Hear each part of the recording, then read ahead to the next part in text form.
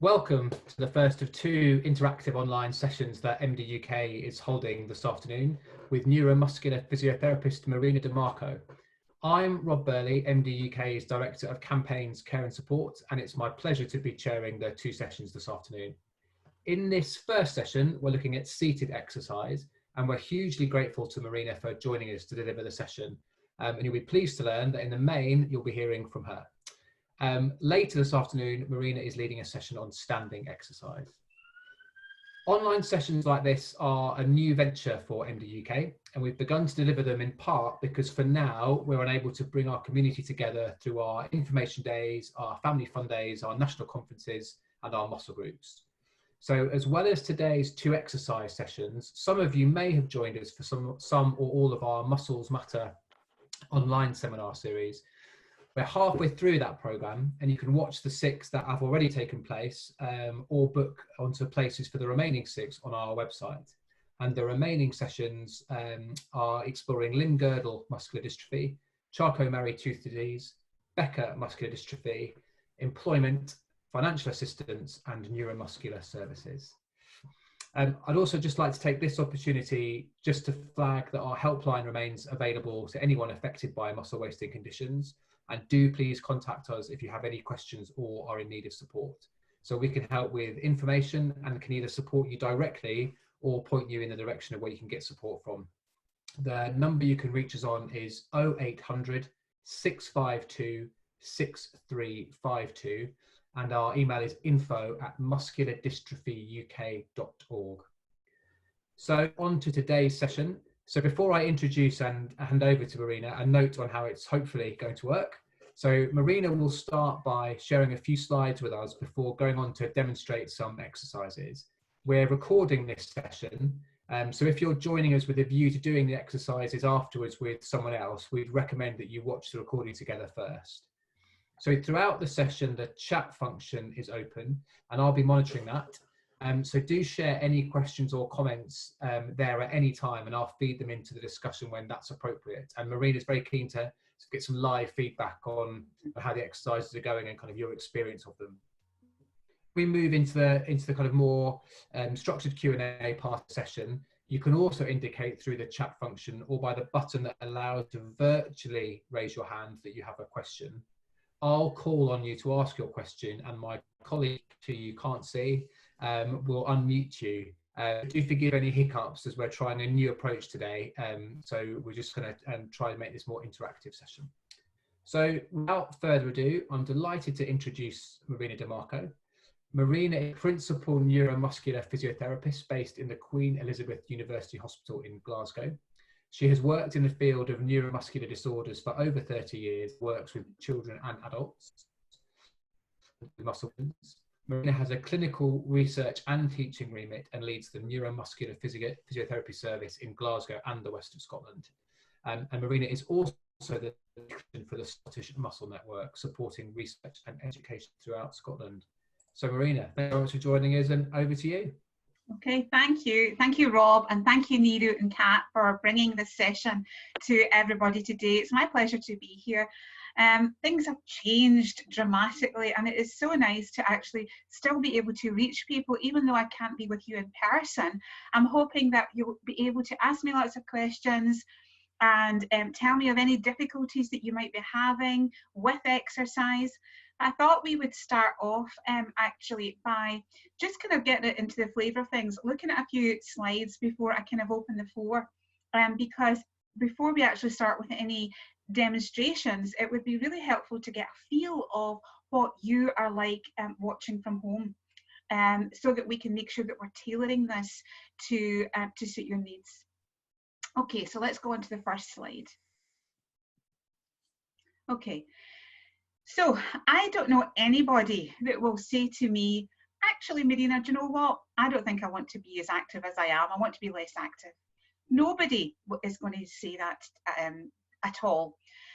So what is it that stops us from being less active? And in actual fact, taking a little bit of time to explore the barriers to our lack of activity is really helpful in helping us establish a way that we can then move forward.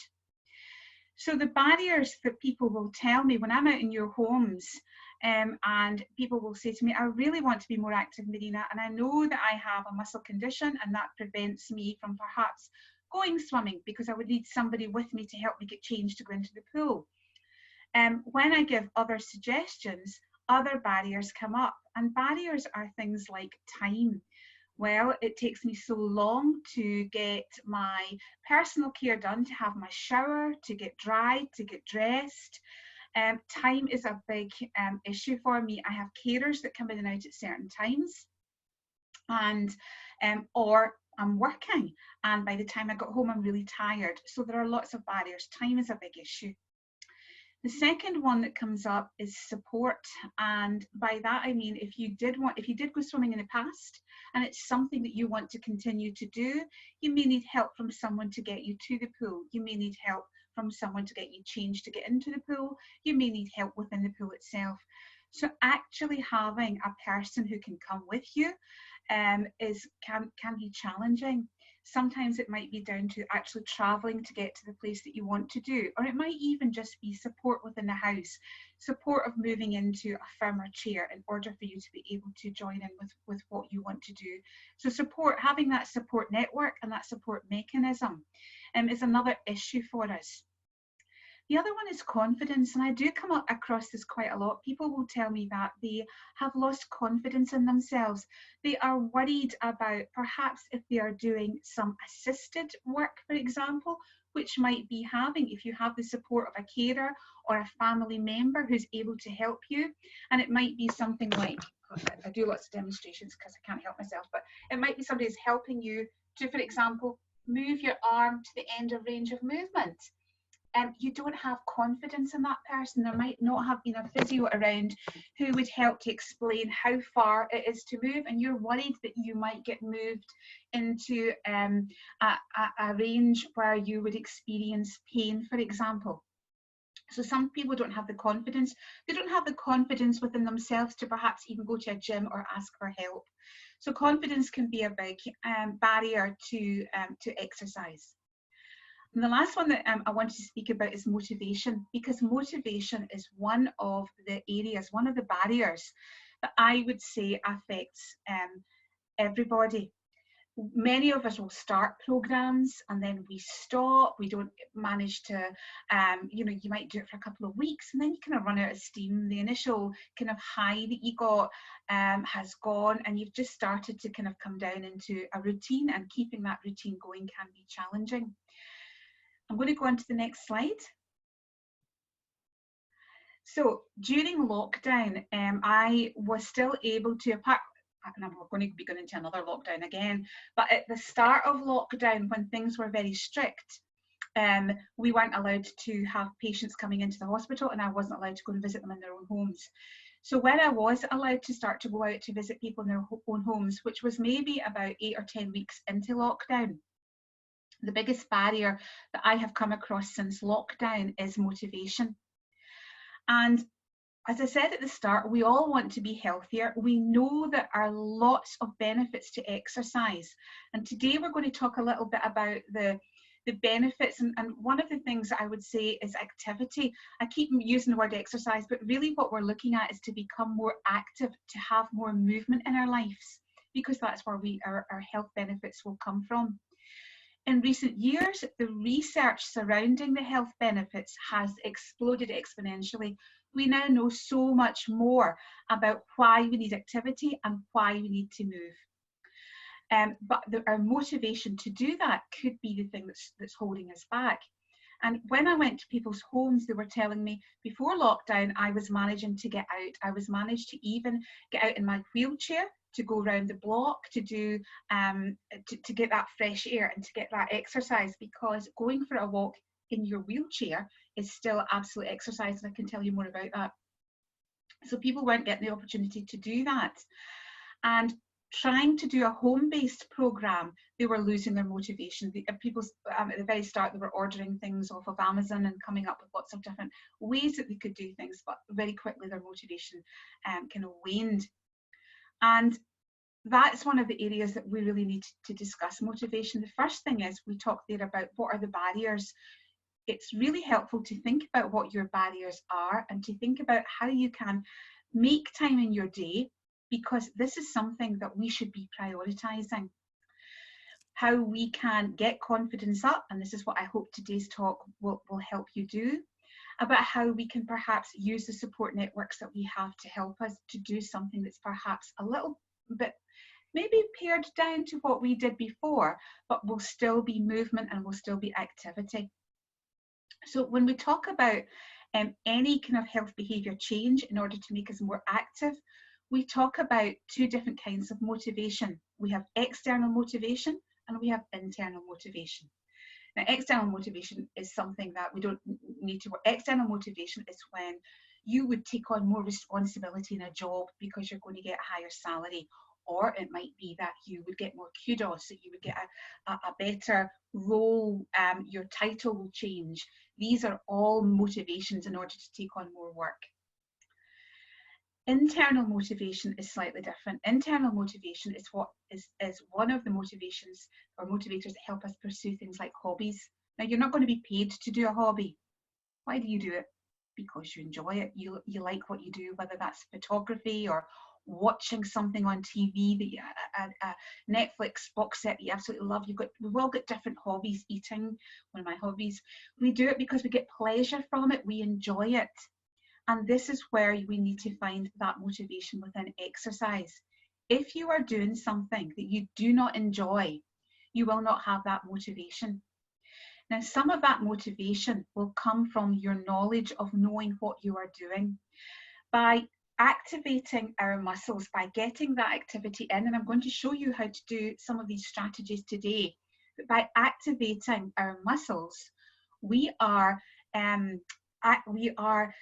assisting our muscles to start working in a way that, as I say, has become, we're starting to learn more about. For example, muscle and muscle activity can help in our defense, in our immune defense. Now, we've never had such an important thing as we have now to try and improve our immune system. How does our muscles do that? They release myokines into our bloodstream. When you activate your muscles, they are releasing these clusters of myokines, little proteins, into our bloodstream, which actually boost our immune system. Just by activating your muscles, by doing something that involves movement. There are lots of other areas. It will improve our bones. It will improve our joints. If you've got pain, activity and movement is one of the key ways that we can help decrease our pain. We can help improve our pain profile just simply by movement. So we need to also, if we know these things and you start to kind of move and you're starting to maybe stretch a little bit and move around in your chair, by knowing what you are doing, movement will make us happier. Children run about, we play all the time. We played when we were younger, but we seem to have stopped doing that. Can you remember back to when you were very young and getting out of doors or doing something with friends? We really enjoyed that. Somehow as adults, we forget that part of us, that play part, and that's where we get a lot of our enjoyment. So we need to start thinking about how we are going to get joy into our movement. Activity does make us happy. And again, these myokines also have an influence on our brain and on the happiness centers in our brain. So we know that movement will make us happy. We were made to move. Everything we do requires movement, everything. Talking, look at the way my mouth moves, it moves a lot, I talk a lot. Breathing, that breath in and out. Our chest is moving. Everything we do, we were made to move. Everything we do involves movement. And any movement, anything that you do which is more than you did before is amazing and requires celebration. We need to celebrate the movement that we do. Cooperate and participate. And this is kind of new research that we're starting to come across. when we look back through like when I say like celebrations and things like that, parties involve dancing, they involve music, all of that involves movement. If you are at home, think about putting on your own playlist and moving to that. As soon as you hear a song that you really like, people will nod their heads to the beat, they'll kind of move about. Everybody kind of wants to kind of have that movement. Music makes us move, and music is something that has shown to activate in our brains this ability to want to help us to move. So we should be thinking about using movement, using music for movement. And music, if you really want to look at it, music that is faster will also, when we hear that boom, boom, boom of music, that kind of beat that they would play in a gym, your heart rate starts to respond. Our hearts respond to external stimulus. Our heart rate responds to that external movement, and our heart rate will automatically increase in line with music. And you feel that you've got more energy when you're running on a treadmill to a beat that you are running to. So music is really important. Cooperation and participation is also important. Now, when you're doing these exercises at home, if you have a carer who's taking you through assisted movement, get some music on, and also you're doing it with someone, you're chatting with someone, you have that social interaction. They have found that rowing teams, for example, where there are 5 or 6 people in a team who are all rowing synchronously, doing something at exactly the same time, they actually have a very a strong sense of movement, and they can actually sense each other's movements. They will do everything at the same time, and this shared sense of enjoyment, this shared sense of achievement, that we get that if we are doing something, if you're watching a YouTube video or something like that, and you're working along at the same time as the person on the YouTube video. Lots of sitting exercises on YouTube just now that it's worth exploring and looking at, but making sure it's something that you can follow and you can do, that you're not doing something that's beyond your ability at this point in time. So anything that involves other people will help with our motivation. Participation is a very strong aspect of motivation. Anything that enjoys cooperation, where you're cooperating together, you're doing something in unison with other people, albeit on your screen, is still a very good help with us when it comes to our motivation. And praising yourself for your achievements is really, really important. Congratulating yourself, because at this moment in time, my kind of invitation to you is to do more than you did today, do more than you did yesterday. And when we start to look at the movement, it's really not difficult. I can honestly promise you that it is not difficult, and I've got your back. Okay, so I'll show you things that you can do. Okay, I think that's the last slide. Is that right, Rob? Yes, thank you very much, Marina. Yeah, okay. Yeah. Oh, so small steps are important. We're on to the last slide now, yeah. So, how do we start increasing movement? You may not feel that you've got much movement. You could be in power chair dependent and or ventilated. And again, we will look at how you can activate your muscles today. You might have balance issues and require a wheelchair some of the time, which is why a seated program would fit you very well. Some people might be able to get around indoors, but you would require a stick out of doors, which means that your balance again is affected. So you might be able to do some of the work in standing. But again, a seated program would be quite good.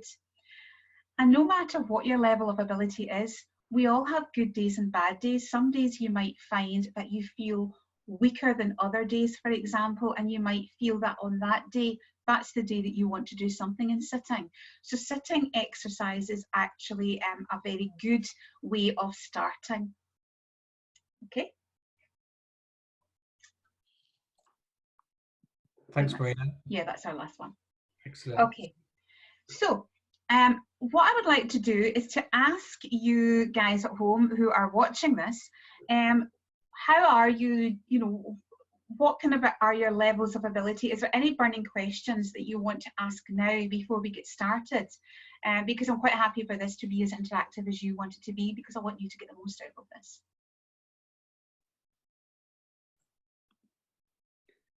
It always amazes me that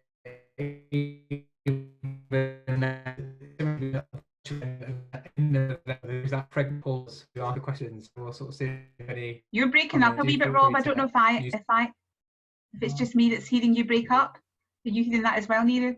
You're breaking up, your sound is breaking up, sorry. Thank you. I will try and reconnect. Hold on.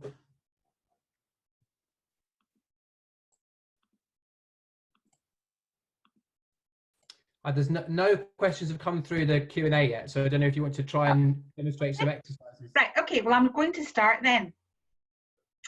What I want to start with today is I'm going to start with activating your muscles. What do we mean by activating our muscles? And by activating your muscles, it's by engaging our muscles. And if we haven't used our muscles for a very long time and we don't have much movement, so this is now probably targeted more at people who are power chair dependent. And what I'm thinking in my head is adults with Duchenne muscular dystrophy. Very often they will say, what can we do? Okay, but this is something that can be done for everybody. So I'm just going to kind of scoot back a little bit. So if I'm doing a seated program, now I'm going to just put this down a little bit of trial and error here as we start to find. Yeah, that's almost better. You can kind of see my head. Try it a little bit more like that. Yeah, I think that will do fine. Okay, so when we talk about seating, now I'm up in my attic and I'm sitting on the edge of the bed, and this bed for me is perfect because my feet are flat on the floor, my knees are bent at 90 degrees, and I am able to sit upright. You need to be able to have your feet flat on the floor. If you are on a chair that is too high, like this chair, it would be too high for me. Only my toes are touching the floor, and that is no good. If you're going to be doing exercise from a seated position, you need to make sure that your feet are flat on the floor so you've got good grounding with the floor. It might be that they're flat on foot plates, for example, and that would be absolutely fine. You might have armrests, and again, that's okay. So whatever you are sitting on, I need to make sure that you are completely stable in your sitting. And the first thing I want you to do is to take a big deep breath in through your nose and out through your mouth. And again, a bit bigger.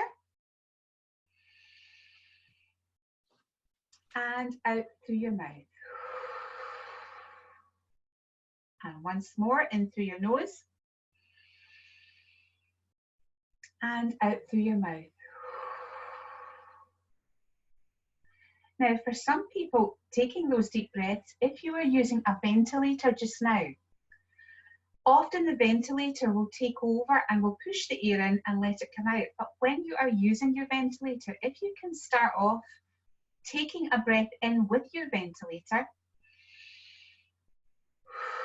you have actively engaged the muscles that you are working with. So whether you're on a ventilator just now, your ribs will be moving in and out. And I want you to think about how you engage your breath with your ventilator.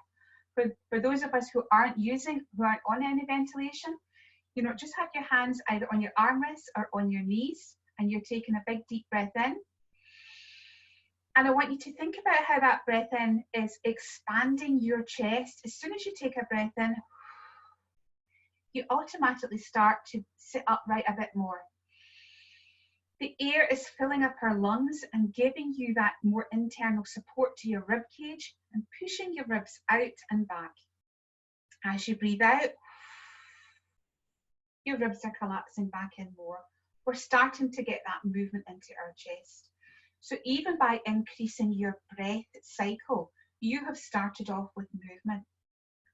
The next thing I want you to think about that you can do is I want you to push your shoulders down. So you're pushing your elbows, if they're on armrests, pushing them down into the armrests on the chair. You're increasing this distance between your shoulder and your neck. Even if you've got very little movement, you can think about pushing this forearm, or if it's your hands on your lap, pushing your forearm and your hands down into your lap.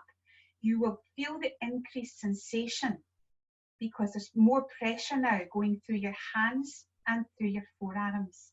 And that increase in pressure is a way that is indicating that we're already activating more muscles. The next thing I want you to do is to think about just another breath in. Take a breath cycle while you've got these arms down.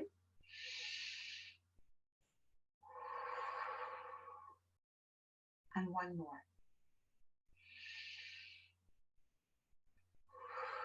And relax. Okay. Just take the activity out of those muscles again. Once you start to activate muscles, if you do that breath cycle, you are increasing the activity that you are doing. The next thing I want you to think about is circling your shoulders, taking them up, back and down.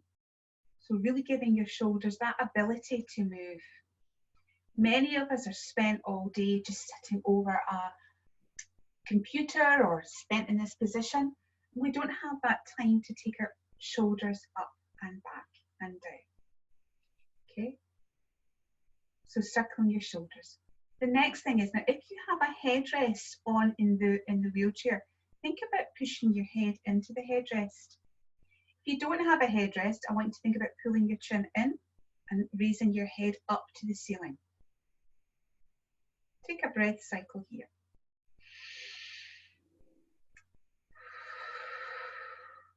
And relax. Okay, so you're taking your chin in, head up to the ceiling, a very small movement, but a very important movement. And relax. If you can, with your nose, take your nose and look over one shoulder, back into the middle, and then over the other shoulder, and back into the middle.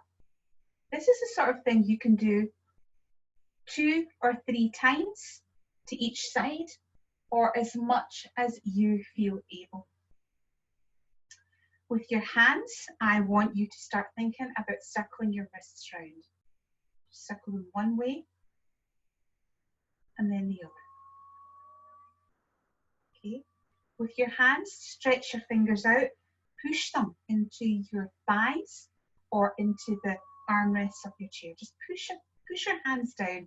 Activate all of these muscles in your hands. Think about where they are. They're pushing into your lap. Feel the pressure going up through your hands. By pushing down, think of pushing your body further up. So you're pushing down through your hands and you're elongating your spine and your head. So now we haven't just activated our hands, we've activated all those core muscles as well. And relax. Okay, once more. Push down through your hands, big breath in. And breathe out. And relax down. What I would do here is, if you are able, I would take the fingers of one hand, stretch out my elbow and pull the fingers back. Okay, so from the side, it would look like this, a straight elbow. If you can't get your elbow straight, it's okay. Keep it bent, and all you're doing is pulling back on your fingers. Okay? Pulling back on your fingers. This is great because many people use phones, keyboards, games consoles, all sorts of things. And sometimes it's our forearm that we actually start to feel that stretching. This would be more of an active assisted stretch because we're using our other hand to do that. One breath cycle in here. Think about those muscles in your forearm stretched out. And then take hold of the other hand and pull back. Feel the stretch going right down that forearm. Now, I know that some of you might not be able to do this, but what I'm trying to do today is to give a kind of overview of different things. So there's something in here for everybody. One more breath cycle in this position. Feeling that forearm being stretched out. When we stretch our muscles, it's not all about pumping our muscles up, because whenever I do this, I'm shortening the muscle. Okay, so the muscle is working quite hard. Whenever I do this biceps muscle is being stretched out. When you work a muscle in this way, which would be a concentric contraction, you are working the muscle. You're also working it when you stretch out. You're elongating the fibers.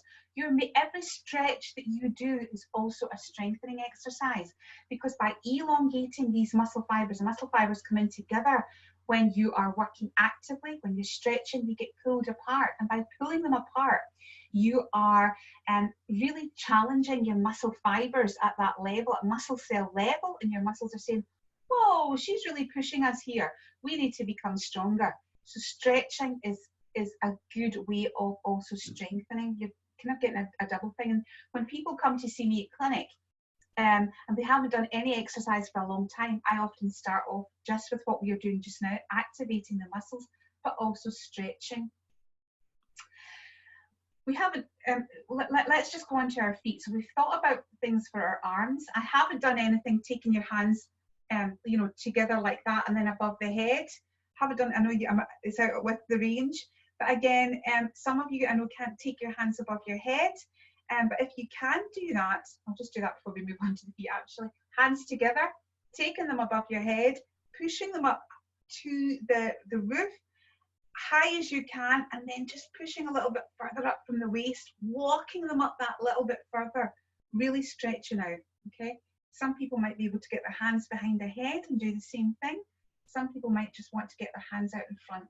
You might not even be able to get them straight, just wherever you can get them to. Okay, the same way as we push down through our hands to activate our hands, when you are sitting, it doesn't have to be passive. I want you to think now of pushing your feet down through the floor. You might feel as if your hips want to lift a little bit off your chair. Push down through your feet, activate those feet. You do not have to have any movement at all to be able to do that. You just need to be able to push down, and by pushing down, you are activating these feet. You might not be able to do it for long. You might be shouting at me just now saying, my legs are killing me. That's okay, just stop whenever you're ready, okay? Marina, we've had a good question here actually as you move into the lower body from someone who dislocated their knee about a year ago, and they're struggling with movement and stiffness in it. So as you look at the legs, perhaps that's something we could look at as well. Yeah, absolutely, absolutely. If you have dislocated your knee, exercise is actually very important, because it means the ligaments which surround the joint, which would give your knee stability, have been stretched out of place. So we want to look more from the muscles for stability. If you have recurrent dislocation, we would be looking, it means that perhaps your muscles aren't quite strong enough and don't have that, your joint won't then have that internal support. So it may well be that you would think of using a knee sleeve, a kind of knee support to give you, because we always say if you don't have internal support, that might be from the ligaments or from the muscle, you need to find that support externally. So it might well be that you would think of using a knee sleeve or something along those lines to start introducing a little bit of movement into your knee before maybe we can think of taking it off. So it's worthwhile kind of having a little bit think about that, and about speaking to a physiotherapist or an orthotist. Okay, but this is one thing that you can do just by pushing your feet down into the ground, into the floor, into the wheelchair support, pushing down, pushing down, pushing down, activating. And by this, I am activating my whole legs. I can feel my hips are working here. I can feel my quadriceps, this big muscle here, is working. I am trying to push my weight down through my heel, the four corners of my feet, getting a really good grounding. And as I'm doing that, I'm actually lifting my toes because they're coming up because I'm working so hard. And then just relax. You can do lots of movements like this without actually doing much movement. Again, we can be doing things like when we're sitting. If you've got movement, just by, you can even just, I don't know if I can maybe get this down so I can actually show you my feet. Just see if it will work. Wires and cables everywhere.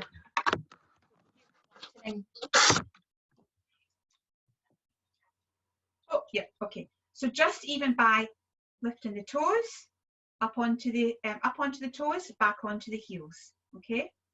Just by doing this, rocking the feet. Now, When I'm talking about muscle activation, I am talking about, using our muscles and feeling them.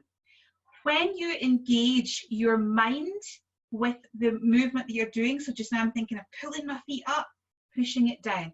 So if you don't have much muscle and you don't have much, and you're thinking about moving your toes up and you've got that amount of movement, you are doubling your movement because you are working you're thinking about you're pulling your toes up and pushing them down.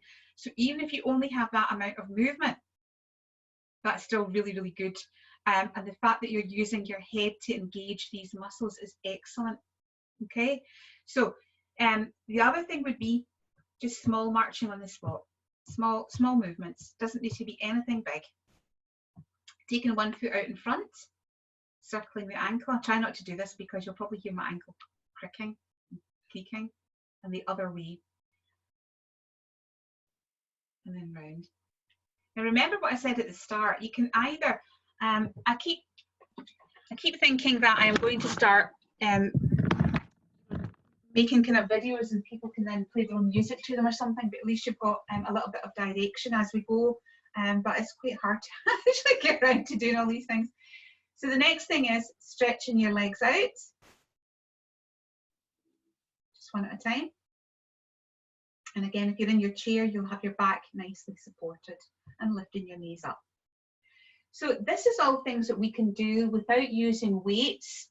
And as you saw earlier, we didn't even need to have much movement. It was a case of pressing down, of activating our muscles and by using our breathing.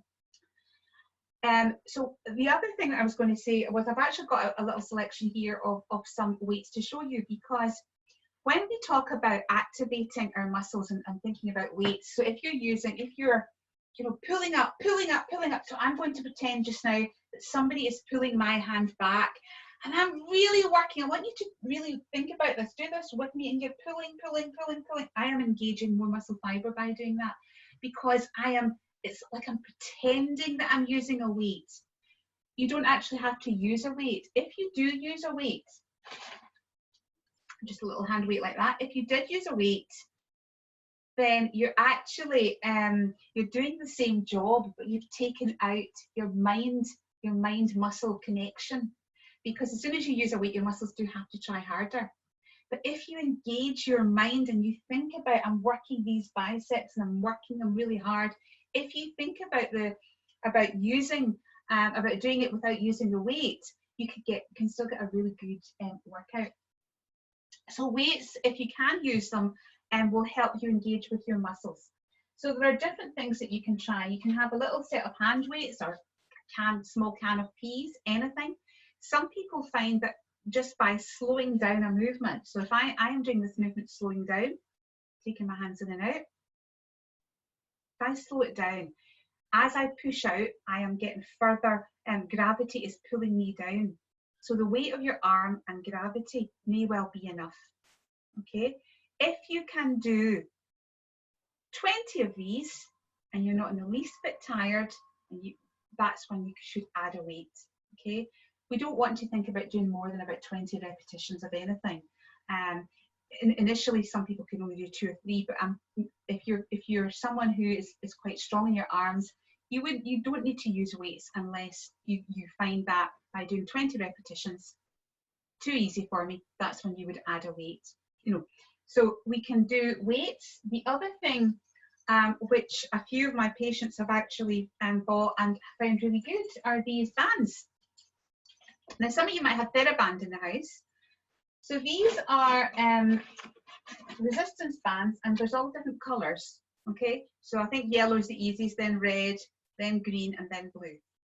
And with resistance bands, you can do all sorts of exercises. You can do exercises. So if you tuck it under your toes, you can do your biceps, you can do your upright rows, taken out in front of you, one and then the other. It might be that if you feel that that's too much, just take it so that you have got more of it to the side, and then you can do one then the other, pushing over, making sure that you're thinking about your trunk, your side flexion, going the other way.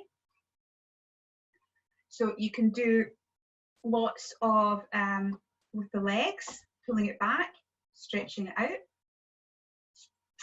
There are lots of different things that you can do with these bands, and I really like them. The other thing, when we're talking about not moving so much, is you can actually put them around your legs and push against them. Okay, so push, push, push. You're activating these muscles down the outside. If you don't have much room and you're sitting in your wheelchair, you can be doing this. Okay, pushing against. So pushing against inner thigh. It might be that you can hold it here and you're pulling in, pulling in, pulling in, pulling in, pulling in. You're really activating these muscles. There are lots of things, and there's lots of videos on YouTube and on the internet that you can look at to get ideas about these types of things. Marina, our first raised hand, so it may be that it's linked to this use of resistance. So Sarah, I think if we unmute you, if that's okay, Kat, it would be great if you want to ask a question. Hi, Sarah. Hi, hello. I've got those exact same bands, and you've given me some ideas of some more exercises I can do. So I already do the pulley one where you put on your door handle. Yes. So I do that one. So that's a good one. So these are you get loops with them as well. Yeah, so you can loop onto handles. You can loop around the leg of a chair. And you can do lots. Do you do them in sitting or standing, Sarah? I can do that one standing. Well done. Excellent. Because it really does challenge you. I really like the resistance bands. And to be honest with you, I think I prefer these to weights. Yes. Right. Yeah. You feel the same thing. Because I feel that you can alter it more so that you can have as little or as much resistance as you want. Yeah. I like these. So above your head, I'm trying to think of other things. So like pulling back as well. Yeah, or pulling from the back forward. Pulling from the back. So if you've got it behind you. Yeah. So even if you didn't have the door handle, I've just pushed. I'm holding it behind my back, and I'm taking it forward, and that's activating my chest. Yeah, that's right. And if you've got it over the top of a door, pulling down. Even just pulling down, you can pull down on either side with the band as well, activating the upper back. Yeah. Yeah. And Marina, we've had a question on this as well. Are these just normal resistance bands you're using, or are they specialist resistance bands? No, they're from Amazon. They're about £20. You actually get a little. I just found it. A little kind of thing with Amazon as well that just shows you some different exercises. But if you go on YouTube and put in resistance bands, there's lots of people doing all sorts of exercises. You can do floor exercises, resistance bands on all fours. Lots of different ways of using these. They really are very, very versatile. And I would say that if you've got movement and you're able to use something to do something that's a little bit more resisted, something like this would be really good. And I wonder if resistance bands or weights are sort of a part of this answer. So another question that's come in is someone who spends most of their time in a riser, recliner or power chair. Yes. Are there exercises they can do to reduce belly fat but also help turning in bed, which is becoming more difficult? Turning in bed. Okay. So when you are sitting in a powered wheelchair and it's got your tilt and recline, you can, we talked about reducing belly fat is very, very difficult. And in fact, I would say it's probably, don't beat yourself up over this, because you may find that it's, I'm not going to say not possible, but it's very, very challenging. And the reason I'm saying that is because the belly fat won't be all fat that you are feeling. It will be muscle weakness. And when our muscles around here become weaker, they kind of pop out, and your abdominal contents don't have that support, because these abdominal muscles are like a corset, and in some of the muscular dystrophies are the first things to go. And often we see people who look very slim all over, but it looks like they have this protruding tummy, and it's not that they are fat, it's just the fact that their muscles are very, very weak. When turning in bed becomes problematic, again, it's down to this abdominal muscle weakness. I'm going to go back to what I was saying earlier though about activating and pushing your back into the back of the chair is a way to activate those muscles. So just pushing your back into the back of the chair, couple of breath cycles, and then relax. And then again, pushing your back into the chair, thinking about your shoulders, thinking about your hips, every part of you pushing into the back of your chair is a way of activating those muscles. What I would suggest to you for the turning in bed, if you have some movement, having bed rails that you can perhaps grab to help you, you will probably, the issue with it is as well is often it wakes you out your sleep in order to turn, because in order to turn you have to engage your muscles and have some active movement. So people are waking up quite a lot through the night in order to turn over.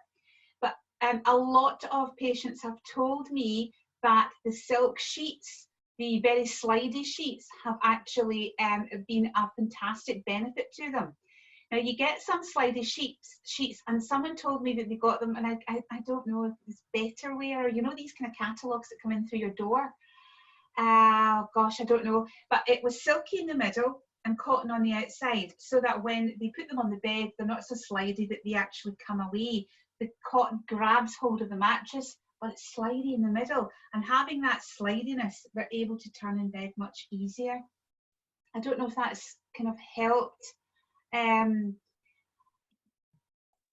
Thanks, Marina. Just to flag to everyone, we've probably got about 5 minutes left, so do get your questions in. And on that, on the sheet question, that was interesting. I saw that on my Twitter feed between a good conversation with a few people with a neuromuscular condition who were sort of swapping, not that tip about the cotton one, but yeah, the use of silk sheets and how important they are to helping that kind of movement in bed. That's sort of fascinating. It's sort of come up here as well. Oh, that's good. Excellent. Neil, I think you had a question in via the helpline, which we've got time to take. So as I say, we've got about 5 minutes left if people want to kind of put in some final questions in the chat or Q&A. Yeah, very quickly, Marina, 2 things that we've got to the helpline a number of times. The first thing is you've mentioned some internet or YouTube videos. We get requests asking which ones should we look at, which ones are appropriate. We can't really signpost because we don't want to pick the wrong one. So that's my first question. Okay, so what I would do is, the first thing is it depends on the movement. So if you remember back at the start, I was saying if you don't have much movement and you need it, and you've got a carer who can help you do these movements, we call these passive assisted movements, where someone is helping you. So you might have movement here, but you couldn't go all the way to here. So someone can help you take your limb through that full range of movement. Now, I have actually done a video on this, and it's on the Scottish Muscle Network website, and it's passive assisted movement. So if you cannot put your own joints through their full range of movement, if you cannot get your hands above your head, or you can't get your elbows all the way straight, you can't move your fingers all the way out, and you need someone to help you do that movement, we've got a very good video on the Scottish Muscle Network website, and it's called Passive Movements. And there are other things on there, like there's one on stretching, so we take you through all the different stretches and standing, sitting and lying. But the passive movements is one that you would do with a carer. And I would definitely advise you, if you have a carer and you are in your powered wheelchair and you need help with movement, that this is one to go to. There are also Pilates videos that have been done by, the name of the physio is going right out of my head. Oh, that's Haley Ramjatan is one of them. So there's a number of physios who have put together Pilates, and again, I think we've shared that link with you, Neera, but I can certainly share that again. So it's something again that they can take you through the movement and show you different Pilates. The other ones are, there are some very good seated yoga. So although we're not recommending a specific video at the minute, I would advise you to have a look and see, because there are also videos out there. Someone sent me one recently, and it was a young woman with SMA, and she was doing her own exercise program on YouTube in her wheelchair. And again, she doesn't have full range of movement, but she was managing to move and doing really well, and she was using music and really pleased about that. And it was actually a very good video. And the person who sent it to me said, I can't do all of these, but she said, even watching her in the bits that I can't do makes me happy, and then I just join in with what I can. So it's about doing what you can. And as you can see, you don't even need to have any movement in order to be able to activate your muscles. And it's about activating your muscles and about that activity that is so important, and about making sure that you enjoy it too. Marina, I'm conscious of time. Yeah. I think we could squeeze one more in if we're quick. And we've had, and I'll also give you a bit of feedback. So someone has put on the chat that they've been inspired to block out 15 to 30 minutes a day in their calendar from now on at their desk to do some exercise in their chair, which is fantastic. That's great. I'm pleased to hear that. You may have covered this, but someone who has tightness in their calf and hamstring, and sitting and living by themselves means no one can stretch for them. So what exercise do you advise? Okay, so what I would say to you is tightness in your hamstrings and gastroc. I wonder if I can do it this way. That's not too bad. So what I would say is, so here we did all these exercises with our thighs fully supported, but for a stretch, I would ask you to come forward to the edge of the chair. Take your leg out, one leg out as far as you can, the heel on the floor, and rest your hands on the other leg. Now, even though my leg isn't fully straight, if I sit upright, I need to show you me sitting upright now, because I want to show you how it's quite hard. Do you know, I might actually turn the computer upside down to see if that would work that way. Don't know if that'll work, but let me just, oh, that might be better. Okay, so, is that better? Oh, does that mean everybody's doing that? That's not going to work for you, is it then? No, okay. If it means everybody's suddenly turning around, okay, I'll do my best. Okay, so sitting, and your foot's out in front of you, and you as far out as you can get it. You're leaning through your hands on this one. Your back is up as straight as you can, and you're leaning forward from the hips, okay? So this is really important. This is the important part, that you're leaning forward from the hip. You're not rounding your back and leaning forward. You'll not get a stretch. Some people find that even by sitting upright, they have enough of a stretch in their hamstrings. So sitting forward in your chair, heel on the floor, sitting upright, if you can get that leg straight, get that leg straight and pull the toes up. And then to increase that stretch, you're sitting upright, leaning forward from the hips. You don't have to go very far. If you are having difficulty with your toes and you can't actually pull them, get them upright, using I wouldn't use this, but I want to just give you an idea of, if I can get the blue one. This will do, it'll be fine. So looping a belt, right, I'm just using one of these bands just now, but these are no good because they're too stretchy. But looping a band around your toes, some people will use a belt. I've had someone recently who used a dog lead because they could loop it all the way around their toes. So, and pulling up. So, pulling up as best as you can, knee as straight as you can, sitting upright, okay? Leaning forward will increase it. Does that help? Yeah, that's brilliant. Thanks, Marina. I'm very conscious. That's been, Marina, thank you so much. That's been fantastic. We're about to do another session in 5 minutes on standing exercise, and we managed to get through all questions but one. But what we'll do is we'll be sending a short feedback survey to people who've been part of this, and I think also he says, looking at Neru, we could include a link to those videos you spoke about on the Scottish Muscle Network website, and also through those emails, do come back with any questions that you haven't been able to have covered, everybody. I'm sure, to put Marina on the spot, she'll be happy if we forward them on to her, that we can come back to you. So thank you very much, everybody. Some of you may be joining us in 5 minutes for the standing session, but that's been fantastic, and I really appreciate the questions that come in, because that's really helps to make the session much more interactive. So thank you very much, everybody. Okay, thank you.